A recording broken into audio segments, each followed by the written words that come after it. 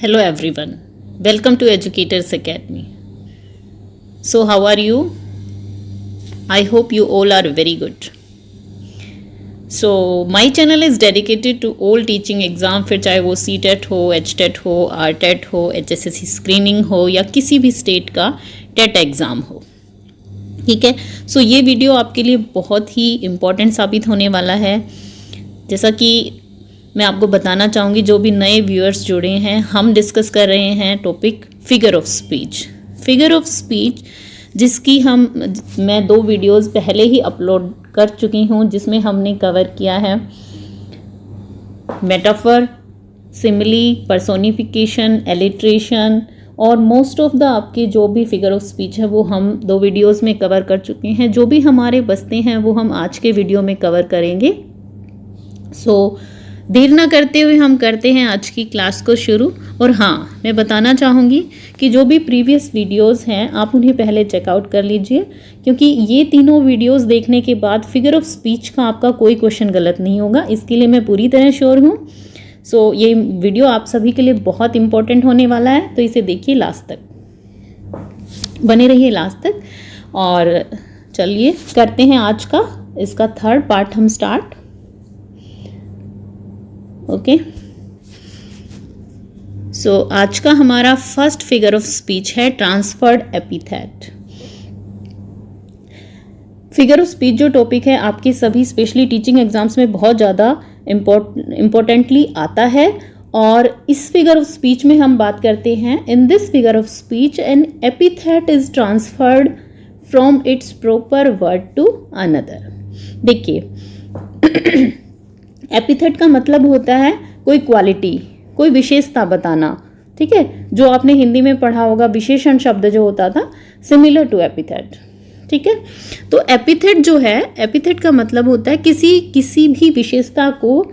In this figure of speech an epithet is transferred, उसे transfer कर दिया जाता है. किसी क्वालिटी को, किसी एडजेक्टिव को ट्रांसफर कर दिया जाता है. कहाँ से? फ्रॉम इट्स प्रॉपर वर्ड, उसके प्रॉपर जगह से, प्रॉपर वर्ड से.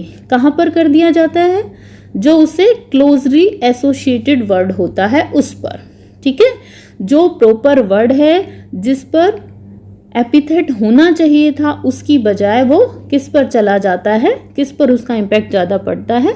जो उससे क्लोजली एसोसिएट होता है. देखिए, with the help of examples we can better understand. देखिए, the first example is I had a wonderful day. So इस सेंटेंस में the sentence is not itself wonderful. The day is not itself wonderful. जो day है वो wonderful नहीं होता, क्योंकि आप सभी को पता है दिन किसी का अच्छा होता है, किसी का बुरा होता है, और ये डिपेंड करता है उस दिन की प्रोडक्टिविटी. वो दिन कैसा रहा, हमारा कैसा बीता वो दिन. तो दिन तो सिर्फ दिन होता है, day is A only day itself, but उसे अच्छा बनाता है हमारे कर्म. हमारा दिन, अगर कुछ अच्छी घटनाएं हमारे पूरे दिन में होती हैं तो हम कहेंगे कि हमारा बहुत अच्छा दिन बीता. बट अगर कुछ भी हमारे साथ गलत होता है, कुछ प्रोडक्टिव नहीं होता है, तो हम बोलते हैं कि मेरा दिन तो आज का अच्छा नहीं गया. ठीक है, या बहुत बुरा दिन था ये तो, या कुछ भी मिसहैपनिंग हो गई तो भी हम कहते हैं कि ये दिन बहुत बुरा रहा हमारे लिए. तो day itself is not wonderful, but the speaker had a wonderful day. जो स्पीकर है उसका दिन, उस दिन उसके साथ कुछ अच्छा हुआ तो उसका दिन वंडरफुल है. तो वंडरफुल शब्द किसके लिए यूज होना चाहिए था? सब्जेक्ट के लिए, क्योंकि उसका दिन अच्छा था. बट यहाँ पर वंडरफुल शब्द किसके लिए बताया हमने? डे के लिए. डे को हमने वंडरफुल कह दिया. ठीक है, नेक्स्ट एग्जाम्पल हम देखते हैं इसका. देखिए, नेक्स्ट एग्जाम्पल है he pointed an angry finger. ठीक है, एंग्री कौन होता? सब्जेक्ट होता, ही होता, शी होता. जो भी बंदा है, जो भी सब्जेक्ट है, वो एंग्री हो सकता था. बट एक फिंगर एंग्री कैसे हो सकती है? सो यही ट्रांसफर एपिथेट है, ट्रांसफर्ड एपिथेट है, कि जहां शब्द को होना चाहिए था, एडजेक्टिव को होना चाहिए था, जिस पर लागू उस पर ना हो के उसे एसोसिएटेड वर्ड पे ये लागू हो जाता है. तो हमारी फिंगर को एंग्री बताया गया है. He pointed an angry finger at me. उसका जो गुस्सा था, उसकी जो एंग्री फिंगर थी वो मेरे ऊपर थी. ओके, सो नेक्स्ट एग्जांपल हम लेते हैं. The ploughman homewards plod his weary way. Weary, देखिए वेरी शब्द क्या दिखाता है, वेरी वे का मतलब रास्ता, वेरी मतलब थकना। तो जो वे था वो कभी नहीं थकते। रास्ते या तो छोटे हो सकते हैं या बड़े हो सकते हैं, बट थके हुए हम नहीं बोल सकते उनके लिए, ठीक है ना। तो जो प्लोमैन है वो वेरी हो सकता है, वो टायर्ड हो सकता है, बट रास्ते वियर नहीं हो सकते, ओके, वेरी नहीं हो सकते। तो ये जो वेरी शब्द है ये किसके लिए यूज होना चाहिए था, प्लोमैन के लिए यूज होना चाहिए था, बट हमने किसके लिए यूज किया है, सेंटेंस में किसके लिए यूज हुआ है, वे के लिए यूज हुआ है, ओके। सो नेक्स्ट एग्जांपल है, अविका पास्ट ए स्लीपलेस नाइट। नाइट कैसी होती है, नाइट सिर्फ नाइट होती है, ठीक है ना। वो किसी के लिए अच्छी थी, किसी के लिए बुरी थी, किसी के लिए स्लीपलेस थी, किसी ने रात को गाना गाया, किसी ने रात को सेलिब्रेट किया, कोई रात से चैन से सोया, कोई जगा। तो नाइट तो सबकी अलग अलग होती है, बट नाइट खुद में सिर्फ नाइट है। अब किसने क्या किया डिपेंड करता है सब्जेक्ट के ऊपर। सो अविका की नाइट कैसी थी, स्लीपलेस नाइट थी, मतलब वो रात को ठीक से सो नहीं पाई, तो उसकी नाइट कैसी हो गई, स्लीपलेस हो गई। बट जो स्लीपलेस वर्ड है किसके लिए यूज होना था, अविका के लिए, बट यहाँ पर किसको बताया गया है, नाइट को बताया गया है कि नाइट कैसी थी, स्लीपलेस थी। But night itself is only night, वो सिर्फ नाइट है, बट स्लीपलेस नाइट किसकी है, अविका की है, बट यूज किसके लिए हो रहा है, नाइट के लिए, ओके। सो एक बार फिर से मैं रिवाइज करवाना चाहूंगी कि यूफिज्म जो होता है, सॉरी जस्ट अ मिनट,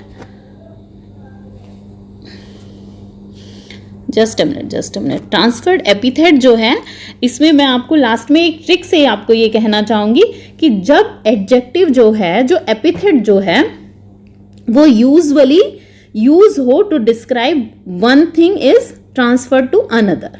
यही चीज आपको सबसे याद रखने की जरूरत है। जब जो एडजेक्टिव है जहां लागू होना है उस चीज पर लागू ना होके ट्रांसफर कर दिया जाए किसी और के ऊपर, ठीक है।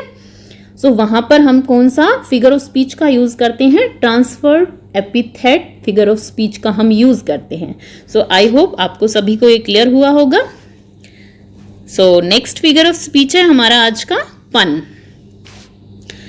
देखिए, in this figure of speech it's a play on words using words that sound nearly alike but are different in meaning. It's a humorous play on words with multiple meanings, create vagueness and forces the reader to think. देखिए, पन figure of speech जो है वो एक तरह से शब्दों के साथ खेलना है। ये एक प्ले है, शब्दों के साथ खेलना, ठीक है ना। कहने का मतलब क्या होता है कि जब एक वर्ड से बहुत सारे मीनिंग्स निकल के आते हों और स्पेशली दो मीनिंग तो मिनिमम उससे निकल के आते हो, तो हम कहेंगे कौन से फिगर ऑफ स्पीच का यूज हुआ है, पन फिगर ऑफ स्पीच का यूज हुआ है। क्योंकि ये पन जो है वो शब्दों के साथ खेलता है, जिसे आप हिंदी में श्लेष के नाम से जानते हो, ठीक है ना। जो अलंकार आपने बचपन में पढ़े होंगे, या हिंदी जो भी जानने वाले हैं, हिंदी भी आपके हर कॉम्पिटिटिव एग्जाम्स में आती है, तो हिंदी का जो श्लेष अलंकार है वही, उसे ही हम इंग्लिश में पन कहते हैं, ओके। सो हम इस एग्जाम्पल की हेल्प से हम इसे समझने की कोशिश करते हैं थोड़ा सा बेटर अंडरस्टैंडिंग के लिए। आई एंजॉयड द, और स्पेशली नोट करिए वन थिंग इंपॉर्टेंट कि it's creative vagueness and forces the reader. ये जो रीडर है उसको फोर्स करता है और एक वेगनेस क्रिएट करता है कि एक ही वर्ड के दो मीनिंग कैसे निकल के आ रहे हैं, एक ही मीनिंग से दो अर्थ कैसे चिपके हुए हैं। क्योंकि श्लेष अलंकार में क्या होता है, वर्ड एक होता है बट उसके दो मीनिंग निकल के हमारे सामने आते हैं। तो ये कह रहा है example, I enjoyed the play, it was fun to watch. यहाँ पे जो प्ले वर्ड है इसके दो मीनिंग हमारे सामने आते हैं। एक प्ले का मतलब होता है ड्रामा, एक प्ले का मतलब है ड्रामा, दूसरे का मतलब है मैच, ठीक है।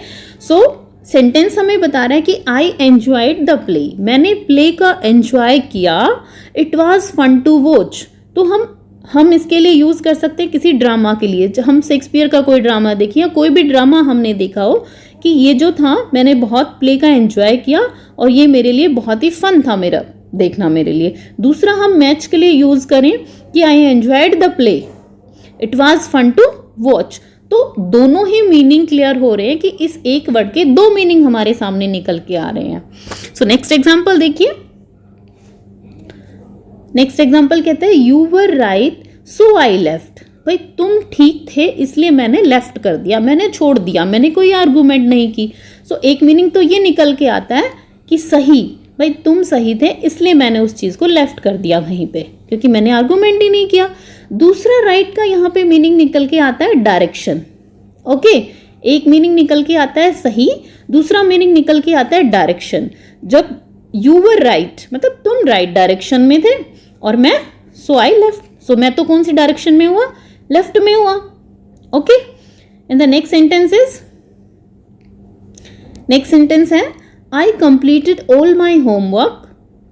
मैंने अपना सारा होमवर्क कर लिया। तो यहाँ पे जो होमवर्क शब्द आया है उसके दो मीनिंग निकल के आते हैं। एक होमवर्क जो सिंपल होमवर्क होता है, जो आपको स्कूल से मिलता है, कॉलेज से मिलता है, ठीक है। दूसरा होमवर्क हम यूज करेंगे जो भी घर के काम होते हैं, ठीक है ना, जो भी हाउस होल्ड जो चोर्स होते हैं, घर के जो काम होते हैं, उसके लिए भी हम होमवर्क शब्द ही यूज करेंगे, ठीक है।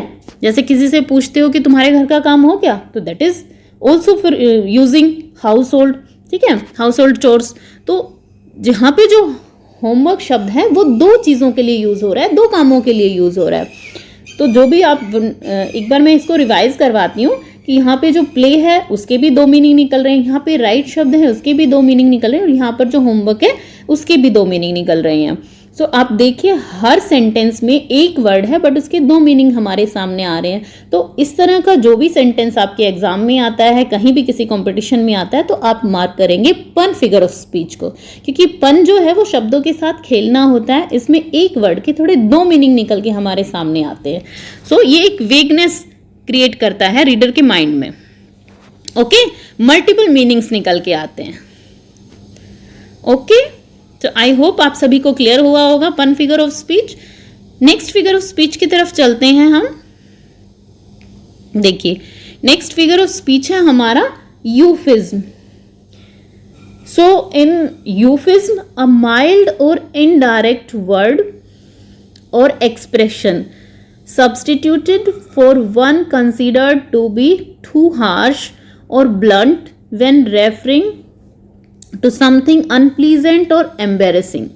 देखिए यूफिज्म जो फिगर ऑफ स्पीच होता है उसमें क्या होता है कि एक कोई भी चीज़ जो हो जो बहुत ही माइल्ड हो और बहुत ही इनडायरेक्ट वर्ड हम यूज़ करें किसी एक्सप्रेशन के लिए जो कि एक जगह से हटा दिया गया हो। क्यों हटाया गया हो? क्योंकि कोई भी हार्श जो चीज़ है, कोई भी ब्लंट जो चीज़ है, कोई भी एम्बेरेसिंग है, कोई भी अनप्लीजेंट थिंग है, उन शब्दों को हटाकर हम किसी अच्छी तरह से अगर अपनी बात को रखते हैं, दैट कम्स इन यूफिज्म। देखिए अगर मैं सिंपल वर्ड्स में कहूँ इस बात को कि a way of speaking unpleasant thing या unpleasant things in a pleasant way. जब भी हम किसी चीज़ को, किसी ऐसी चीज़ को जिसे मतलब अगर हम सामने सामने बोले तो वो सुनने में बिल्कुल अच्छा ना लगे, जैसे बोल देते हैं ना कि सच कड़वा होता है, तो इस तरह की बातें जो सुनने में थोड़ी सी अच्छी ना लगती हों, उन्हें हम अनप्लीजेंट थिंग्स को हम प्लीजेंट तरीके से कहें। बात वही है, मीनिंग वही है, बट उसे थोड़े अच्छे तरीके से कहें, तो वो एग्जाम्पल होता है यूफिज्म का। ओके, जैसे कि कोई भी इनडायरेक्ट वर्ड हम उसके लिए यूज करें बट कहीं वही बात, कहनी हमें वही बात है, ठीक है। देखिए एग्जाम्पल की हेल्प से हम इसे समझते हैं। यूफिज्म क्या होता है कि, और ये जो मैं एग्जाम्पल ले रही हूँ, these are very very important from your exam point of view. तो ये जो एग्जाम्पल हम कर रहे हैं इनको बहुत ही ध्यान से आप सुनिएगा और नोट कर लीजिए, ठीक है। सो फर्स्ट एग्जाम्पल है इसका, ही पास्ड अवे लास्ट नाइट। हम सिंपली ये भी कह सकते थे कि ही डाइड लास्ट नाइट, वो लास्ट नाइट मर गया, वो चला गया, ठीक है। बट हमने बहुत ही प्यार से इस सेंटेंस को थोड़ा सा चेंज करके हमने क्या कहा, he passed away last night. Last night वो गुजर गए, वो नहीं रहे। ओके, नेक्स्ट सेंटेंस है don't tell me fairy tales. हम सीधे सीधे किसी को ये कहें कि तुम झूठ बोलते हो, तुम तो झूठे हो, तो ये सेंटेंस जो है बहुत ही सामने वाले को हार्श लगेगा, बुरा लगेगा सुनने में। बट अगर हम इसी चीज़ को थोड़ा सा प्लीजेंट तरीके से बोले तो हम कहेंगे don't tell me fairy tales, मुझे परियों की कहानियां मत सुनाओ। मीनिंग वही है कि हम सामने वाला झूठ बोल रहा है बट हम उस चीज़ को बहुत ही प्लीजेंट तरीके से बोल रहे हैं। नेक्स्ट सेंटेंस है, नेक्स्ट एग्जाम्पल है, he indulged himself in professional fouls. ठीक है, हम सीधे सीधे ये बोलें कि he is busy in cheatings, he indulged in cheatings, या मतलब वो गलत काम करता है, हम ये बोलना चाहें वो चोरी करता है, वो गलत काम करता है, वो कुछ भी जो चीज़ है वो अच्छी नहीं कर रहा है, तो वो सामने वाले को बुरा लगेगी। बट हम उस चीज़ को बोल वही चीज़ रहे हैं बट हम उसको प्लीजेंट तरीके से बोल रहे हैं। फॉर एग्जाम्पल हम कह रहे हैं कि he indulged himself in professional fouls, वो अपने आप को बिजी रखता है प्रोफेशनल फाउल्स में। ओके, सो अगर हम किसी अनप्लीजेंट थिंग को प्लीजेंट तरीके से बोलते हैं तो कौन सा फिगर ऑफ स्पीच यूज होता है? यूफिज्म फिगर ऑफ स्पीच यूज होता है। आई होप आप सभी को क्लियर हुआ होगा। तो चलते हैं नेक्स्ट फिगर ऑफ स्पीच की तरफ। नेक्स्ट फिगर ऑफ स्पीच है paradox. Paradox figure of speech जो होता है, in this figure of speech two ideas, okay, two ideas और टू स्टेटमेंट या टू सेंटेंस कहिए विच आर ऑपोजिट, ठीक है, ईच अदर। एक ऐसा फिगर ऑफ स्पीच जिसमें दो आइडियाज, दो स्टेटमेंट्स, दो सेंटेंस, दो फ्रेजेस एक दूसरे के ऑपोजिट हों, एक दूसरे के कॉन्ट्राडिक्ट हों, एक दूसरे के क्या हों? कॉन्ट्राडिक्टरी हों। ओके, सो जिस सेंटेंस में आपको दो छोटे सेंटेंस मिलते हों और वो दो फ्रेजेस मिलते हों, दो सेंटेंस मिलते हों, दो स्टेटमेंट मिलती हों और दोनों ही स्टेटमेंट एक दूसरे के ऑपोजिट फील हो रही हो आपको, ठीक है, तो आप कौन से आंसर को मार्क करेंगे? जो पैराडॉक्स होगा। ओके, सो इस फिगर ऑफ स्पीच में जो भी एग्जाम्पल आपको मिलेंगे वो एक दूसरे को कॉन्ट्राडिक्ट कर रहे होंगे। फॉर एग्जाम्पल देखते हैं इसके कि death is the end yet the beginning. देखिए, एक ही सेंटेंस के दोनों जो फ्रेजेस हैं दोनों एक दूसरे को कॉन्ट्राडिक्ट कर रहे हैं। That is the end, that जो है वो एंड है, येट द बिगनिंग, बट फिर भी वो क्या है? एक स्टार्टिंग है। जैसा कि हम मानते भी हैं कि मृत्यु के बाद भी एक अलग जीवन है, या फिर हम उसे परमात्मा से भी अटैच कर सकते हैं कि मरने के बाद जो हमारा दूसरा जन्म होता है या फिर हमारा जो परमात्मा से मिलन होता है वो एक तरह से स्टार्टिंग के रूप में कही जा सकती है। तो दोनों सेंटेंस है बट दोनों एक दूसरे को क्या कर रहे हैं? कॉन्ट्राडिक्ट कर रहे हैं। ओके, नेक्स्ट एग्जाम्पल है हमारा, नेक्स्ट एग्जाम्पल है the child is the father of the man. अगर वो चाइल्ड है तो वो फादर कैसे हो सकता है? दोनों सेंटेंस एक दूसरे को कॉन्ट्राडिक्ट कर रहे हैं। जो चाइल्ड है वो फादर नहीं है, जो फादर है वो चाइल्ड नहीं है, बट दोनों ही सेंटेंस क्या शो कर रहे हैं? एक पूरे आइडिया को ही पलट के रख दिया, पूरी स्टेटमेंट को ही बदल दिया कि जो चाइल्ड है वो मैन का फादर है। ओके, नेक्स्ट एग्जाम्पल है, नेक्स्ट एग्जाम्पल है water water everywhere not any drop to drink. पानी पानी तो सब जगह है, वाटर वाटर एवरीवेयर, पानी सब जगह है, सारी जगह पानी नजर आ रहा है। Not any drop to drink, फिर भी एक ड्रॉप तक भी नहीं है पानी पीने के लिए। सब जगह पानी होने के बावजूद भी पीने की एक ड्रॉप नहीं है। दैट मीन्स पूरा सेंटेंस जो है वो एक दूसरे को कॉन्ट्राडिक्ट कर रहा है। दिस सेंटेंस ये कह रहा है कि पानी सब जगह है, but the next sentence is saying कि not any drop to drink, कि पीने के लिए एक बूंद भी पानी नहीं है। तो जब जिस भी फिगर ऑफ स्पीच में दोनों सेंटेंस एक दूसरे को पूरी तरह से कॉन्ट्राडिक्ट कर रहे हो, वहां पर कौन से फिगर ऑफ स्पीच का यूज हुआ है? वहां पर पैराडॉक्स फिगर ऑफ स्पीच का यूज हुआ है। सो इसी के साथ ही हमारे जो फिगर ऑफ स्पीच हैं 16 figure of speech we have completed. जो भी प्रीवियस वीडियो, जो भी व्यूअर्स नए जुड़े हैं, जिन्होंने लास्ट वीडियोस नहीं देखे हैं, वो please check out the last 2 videos. और आज हमारे फिगर ऑफ स्पीच टॉपिक हमारा इसी के साथ कंप्लीट होता है। सो आप सभी से मैं कहना चाहूँगी कि अगर आप सभी को इन वीडियोज से हेल्प हो रही है तो प्लीज़ मुझे कमेंट करें ताकि मैं मोटिवेट रहूँ नेक्स्ट वीडियोज़ बनाने के लिए। So in end I want to say that don't forget to like, share और सब्सक्राइब माई चैनल। मिलते हैं एक नए वीडियो में एक नई टॉपिक के साथ। Bye bye, thank you very much.